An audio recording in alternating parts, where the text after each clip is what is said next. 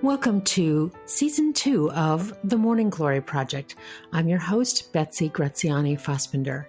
And on this podcast, I bring to you guests of a lot of different kinds, survivors and thrivers, innovators and trailblazers, folks that have fallen down and gotten back up, folks that have been knocked down and gotten back up. Basically, I ask every single guest the same question. How did you get through what you got through? And the reason I ask that is because I think that when we share those stories, we gain empathy for those different than ourselves. We gain understanding from those whose circumstances may resemble our own. But we all get to walk away with a little notion of how we might get through whatever we're going through. I hope you enjoyed these stories and feel free to go to themorninggloryproject.com to find any past episodes or to listen to one again, and feel free to share us out with your friends and give us a review or a like. We sure do appreciate it. Thanks for listening. It is my pleasure today to welcome Lisa Dailey to the Morning Glory Project. When a chance meeting at a writers' conference a few years ago had me sitting across the table from Lisa at lunch, I soon learned that hers was a story that others should hear. And this was before the Morning Glory Project even existed, but I've held her in my mind since then. Lisa has long been an avid traveler and writer, and in her time abroad, she unearthed new ways of looking at her life through her discoveries in remote corners of the world, and she continues to enrich her life through travel. Square Up is her debut book, a memoir detailing a 7-month trip around the world with her husband and 2 teenage sons, on the heels of an extraordinary series of losses. Lisa is currently working on a recipe anthology, as well as her first book of fiction. A native Montanan, Lisa now makes her home by the ocean in Bellingham, Washington, but returns to her roots every summer for a healthy dose of mountains and big sky. Lisa is the owner of Silent Sidekick and Sidekick Press, both dedicated to guiding authors through their publishing journey and building their online platform. Lisa Dailey, welcome to the Morning Glory Project. I'm so glad you're here. Thanks, Betsy. Glad to be here. So, Lisa, I'm going to invite you to start off by reading just a beginning of the prologue of your book, Square Up. The notion that bad things happens in threes is bullshit. I was 35 the summer my father died. I hadn't seen him in years. Cal, my maternal grandfather, died 3 short months later. As leaves changed from green to orange, it seemed even the trees mourned.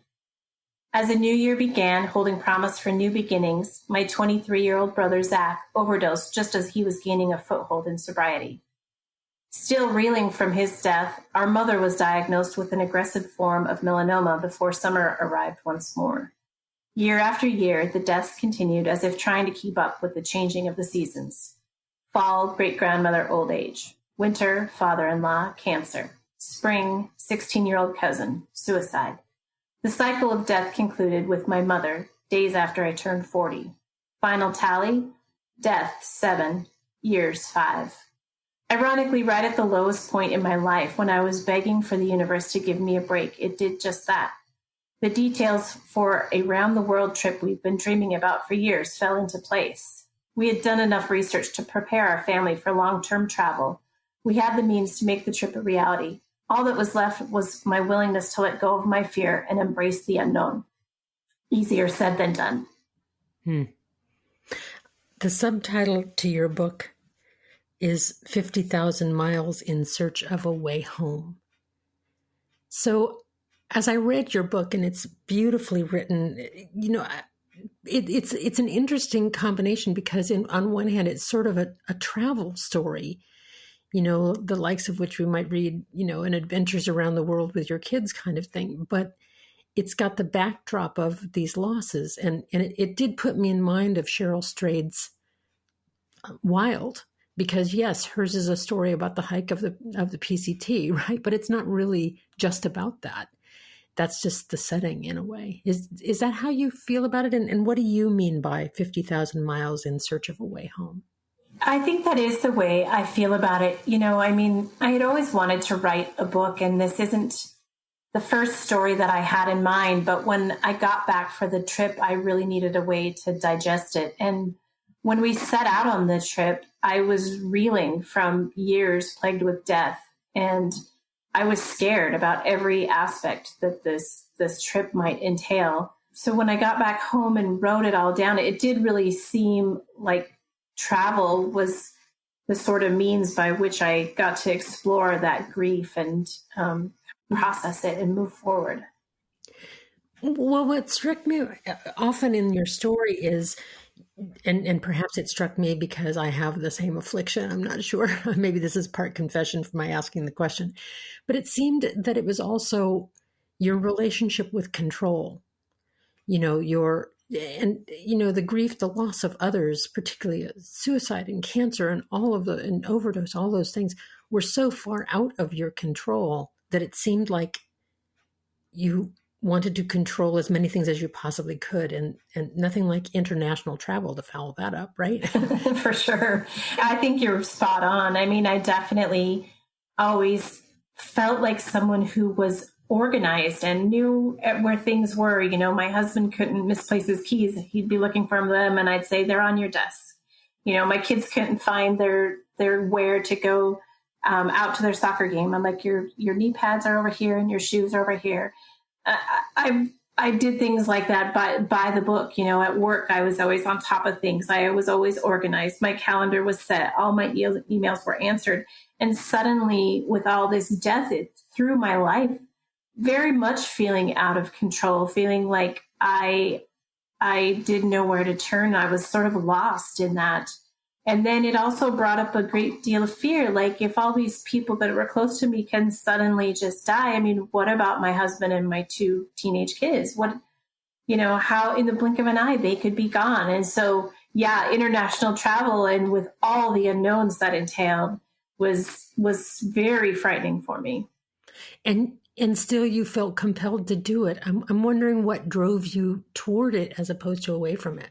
Like, why not just stay home for another year? Why not just kind of chill and mellow out and kind of heal? And there was something itchy in you, it seemed.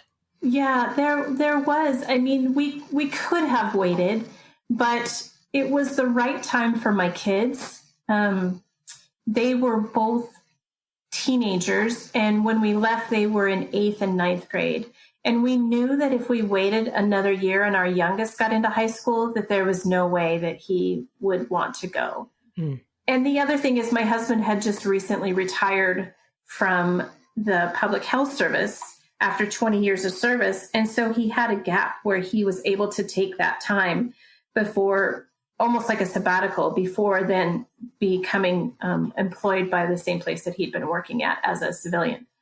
And so you weren't traveling sort of in the lap of luxury way of doing things, it seemed. I mean, you weren't, I don't mean to imply that you were, riding in the hulls of boats or anything, but that you were going a la military travel and things like that, weren't you? Right. Yeah. Because he was in the public health service, he qualifies for military benefits, one of which is to travel via what's called space availability, or space A. Planes fly all over the world every day, moving troops and equipment and supplies.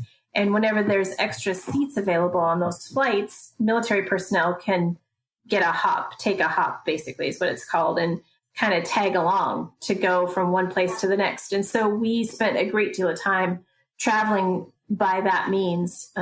So we made it from Travis, California, all the way to Singapore. Well, and so what strikes me as interesting about that is that's even less out of control than, say, standard airline travel, where you book a seat and you know what chair you're going to sit in and what time everything's going to arrive. Everything was sort of wait and see and catch as catch can. In that way, you have to take what's available. And it seems like that stretched you further into your out of controlness. It absolutely did, because the flights for Space A are only posted 72 hours in advance. And sometimes they pop up the next day and sometimes they fall off the next day. And you can be flying on one of those flights and it can change destinations mid-flight. So doing things like normal people would, like booking hotel rooms and setting up transportation and researching a place before we went, were were out of the window at some point, because I know when we traveled from Okinawa to Singapore, we had not expected to get to Singapore. We had expected that our next hop would be to Korea, because there was a lot of flights from Okinawa to South Korea. We had no idea, but we just leapt when the opportunity presented itself. So here you are, and this is to me the crux of the story. So here you are, a person who is organized and on top of things and in control. Then your life gets kind of spun out of control with this series of tragic losses in a row. Then you're thrust into, by choice, certainly, but also just the timing of it, kind of pushed into now as opposed to later, this international travel with lots of unknowns in it. And so then here you are. How was it that this kind of journey helped you to, quote, find your way home in that way? What was it about the travel and the travel experience, as you say, you discover in, exotic locations and different cultures, that you discover things along the way that have helped you learn through your life, but in this particular trip brought you to a certain kind of healing, if I'm understanding well? Mm-hmm. There was a couple of things, actually. One thing is, which I think not, people wouldn't even really think about so much, but was the time off from my everyday life. I didn't have to worry about paying the bills. I didn't have to worry about getting anywhere on time. I didn't have to worry about a job, or I had all of those everyday worries that maybe aren't worries per se, but that are kind of routine things that you have to do every day in and day out, were gone. And what replaced that was the intimate relationship and time spent with my husband and my two children, which I cannot say enough for. I don't even think I realize even now, 5 years later, how immensely restorative that was, and a relationship I built with my children. I feel like I'm so lucky to have had 7 months to spend day in and day out with them. And so for that, that relationship, that really kind of brought me back and said, okay, I need to stop looking backwards. I need to really look forward to my children and be there for them, and my husband, of course. And then the second part was, we learned a lot about how different cultures deal with things like death. We had a particularly interesting encounter in the middle of a jungle in Africa, where they talked about two different tribes of monkeys, and one of them dies. Whenever the oldest member of one of the tribes died, two of the villages set on either side, well, the oldest person in one of those villages was going to die. And we asked, does that always happen? And they said yes. There was just a whole different view of death and dying and life in that. And so it really kind of hit home, really said what's really important is that you're here and you have all these people that rely on you, and that you need to be here for, and be here for yourself. You can't keep looking backward.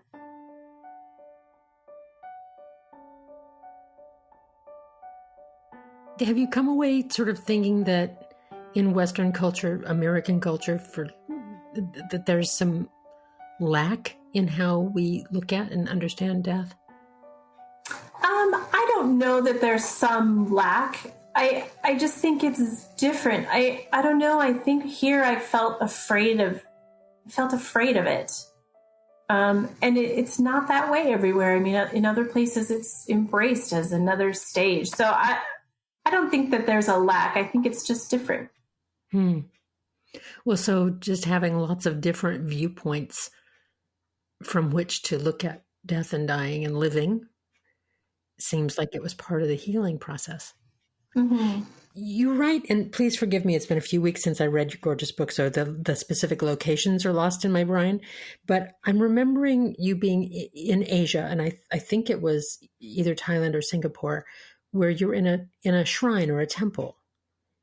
And it was quite an experience that had you come to terms, or kind of looking at what was going on. Do you want to say a bit about that?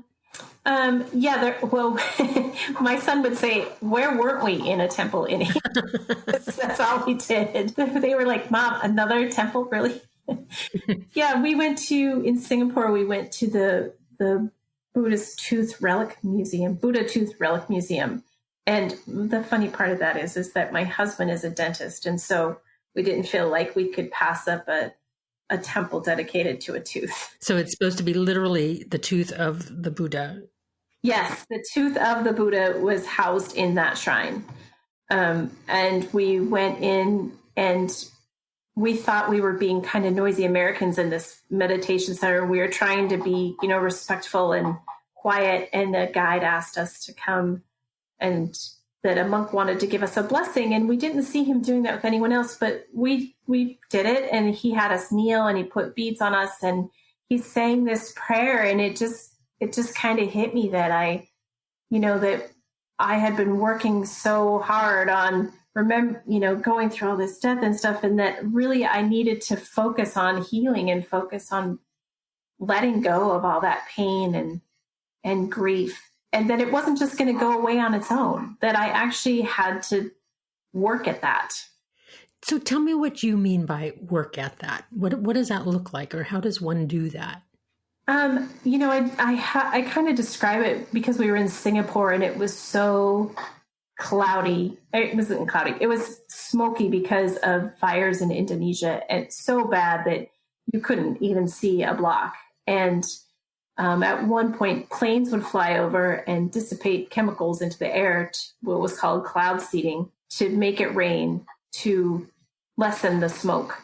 And that's kind of what I thought about in my own mind when that was happening, that I really had to be present and pay attention to the things that were happening and invite forgiveness for, my relationships that hadn't gone exactly as I had planned. And there was no one else left that I could have those conversations with. So I had to do all that work by myself. My mom and I didn't get along super well, but I couldn't no longer have a conversation with her. And I couldn't keep being angry with her and upset with her because the only person that was affected was me. So I had to kind of come to terms with myself and my feelings about that. Lisa, as you're saying this, I'm thinking about, certainly in my own life, but also in the lives of many people I've known, that, you think that the loss or the death that will hurt the most is the person that is so beloved and adored and you're close to. And that's true. That's a certain kind of loss.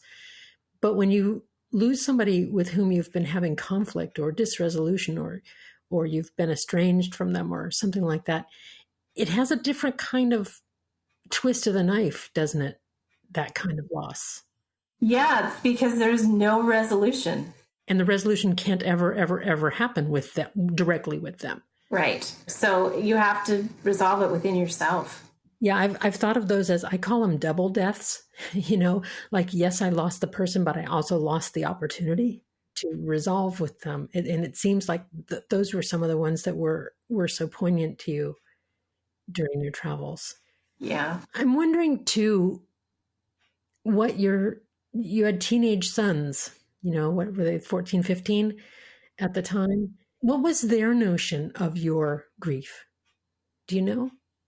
When the death started, they were pretty young. They were like 7 and 9, I believe, maybe a couple years younger than that. So a few of the early ones, I think my dad died first, and my kids didn't really know him at all because he had become very estranged from the family.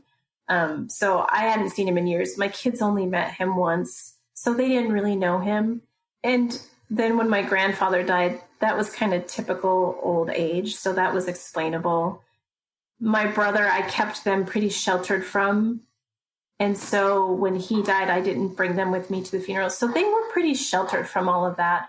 And I think for a long time, I really just tried to keep up the notion of mom, I think that they were both too young, and I think that I probably shielded them from a lot of that.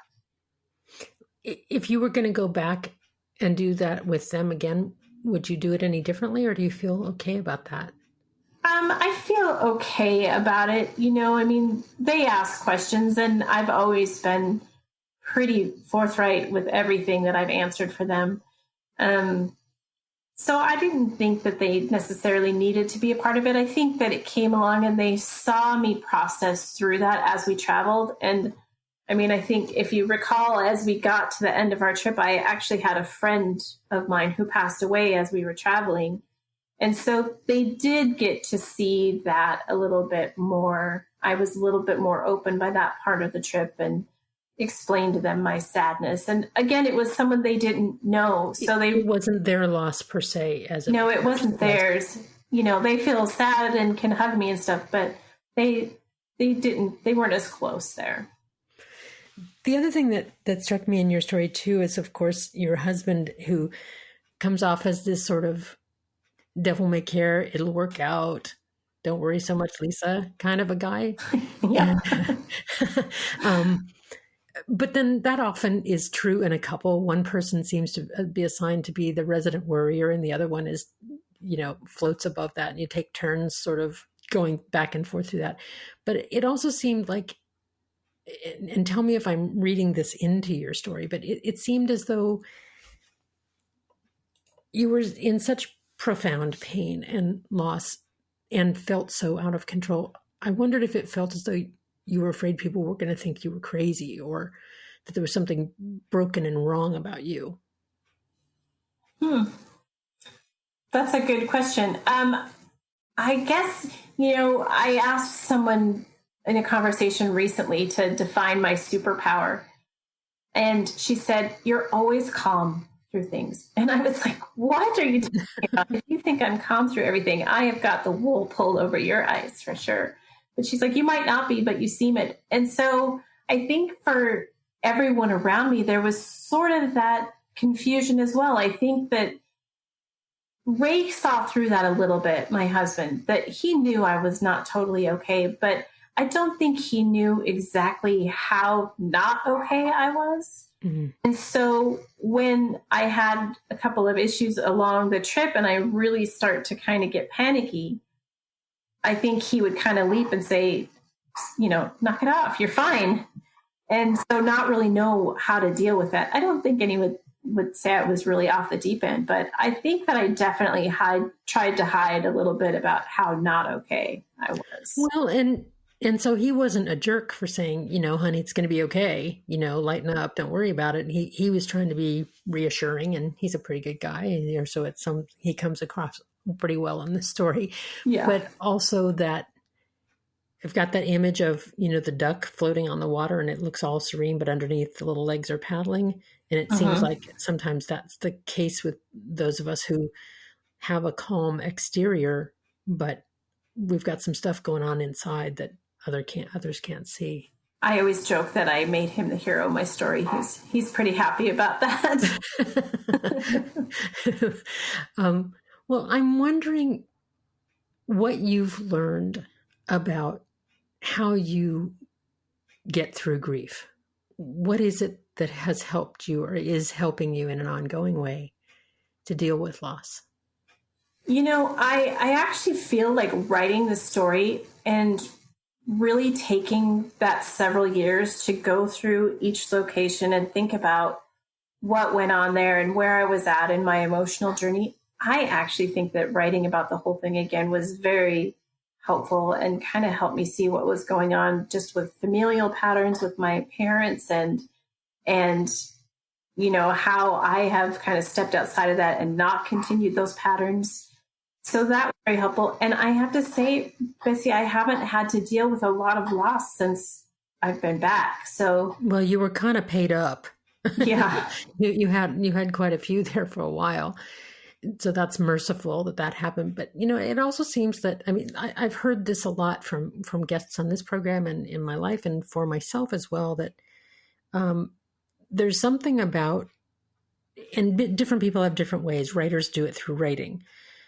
But to honestly and open-eyedly, even though that's not a word, with open eyes, to witness your own story, to really witness it and to really not dwell in it and, roll around in the agony of it, but to really look at it and tell yourself the whole story about the story seems like it's a restorative thing. I think that's definitely true. There were things that I had kind of not even seen in my own story. And really it's that family patterns and how my grandfather dealt with my mom and his kids, and how my dad's parents then got passed down to my dad that have then come on to us. And for a long time, there was a lot more of that family pattern in the book, but it didn't make the final cut. But I definitely explored that pretty extensively as I was writing. Well, so in writing it, you see patterns that you might not see when you're just living day by day. It's kind of like having an aerial view in a way. Mm-hmm. That's how I kind of think of it. Like, when you're trying to get through one of those corn mazes or something, it's really hard. But when you get up above it, it's like the path looks kind of obvious. Mm-hmm. It's a funny thing, isn't it? That grief and loss are just so much built in a part of life. And yet it's such an anguished part. Yes. And I think now that, we're beyond it for quite a few years now. For me now, looking back on this trip was an incredible adventure that I don't think we'll ever, even if my husband and I travel, it won't be with 2 kids in tow.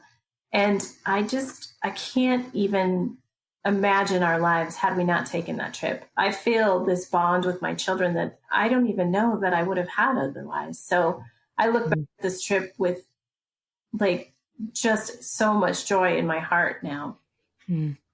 Well, for my last question, I want to ask you about, we've talked about the subtitle, but can you tell me about the title, Square Up? Square Up. So there's a couple of different things that represents. One is to kind of right myself because I was sort of leaning. So kind of an architectural term, square up. The other thing is if you've traveled and been in big crowded places with people trying to sell you all kinds manner of trinket and tour and everything else, my husband and my kids and I tried to get everyone to come around me in a circle, and I said circle up, and my son said, it's really more of a square, Mom. And so square up sort of became this calling card that I was like, okay, everybody square up. So the 4 of us would come together and just kind of block out the rest of the world, but block out the people trying to poke at us and sell us things so that we could make a decision as a family.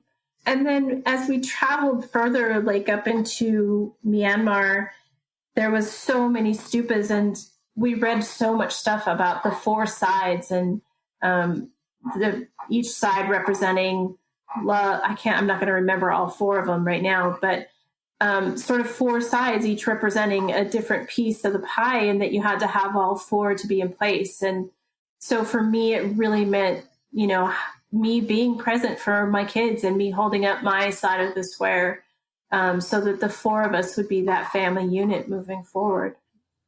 That's a lovely image, isn't it? It's funny, after I read your book, I started, because we tend to think of things in threes, and, there's lots of, folklore and, 3 little pigs, 3 little everythings, right? Right. But I started thinking about 4s, and I started thinking about, well, there are 4 seasons. There's north, south, east, west. There are 4, suits in a deck of cards. There are 4s in a lot of places that are about, a 3-legged stool will sit, but a 4-legged stool is more stable, right? Mm-hmm. It's a beautiful image. Well, Lisa, your book Square Up is it also has extraordinary stories of travel and of peoples and of the beauty and of different faiths and cultures and foods and all of those things in the world. So even without the family story, it's a beautiful story of a journey. But with the story of your own grief recovery and the connection with your family, it's an extraordinary story. Thank you so much for sharing it with us today. Thank you, Betsy. I loved reading Square Up by Lisa Dailey. It's a beautifully written book, and that's always fun. And it's travel to interesting and exotic places and interesting experiences with the family and all of that. So it's a good story, but I also like the story under the story of having an experience that gives you time, of course, with your loved ones, but also time to examine your own experience and to learn from it. And what Lisa was saying, that to really do the work, to really spend time, and for her, the writing of the story was a reparative process. It does seem her story also isn't unique in that lots of people, everybody has loss, but it seems that lots of folks have loss that kind of bunches up. It's a traffic jam of it of sorts. And that when that happens and you don't have time to catch your breath between them even and process one before another one hits, it can be really a challenge. I'm thinking about a quote by Hakura Murakami, who said, "When you come out of the storm, you won't be the same person that walked in.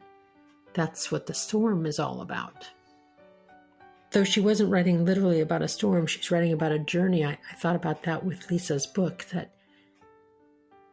that she came out of that experience a different person, a person who had reflected and grown, grieved, wove those things into herself, and also had a beautiful family adventure. So not all of grief recovery is about agony. It can also be about living and about joy, about finding that again. That's my extra bloom for the day. Thanks so much for listening to the Morning Glory Project. And to find out more, you can look up Squared Up by Lisa Dailey, 50,000 Miles in Search of a Way Home. And I know you'll enjoy the story. I wish you every bit of joy in your own journey. And I know that wherever you are, my hope is that you're finding your way to bloom.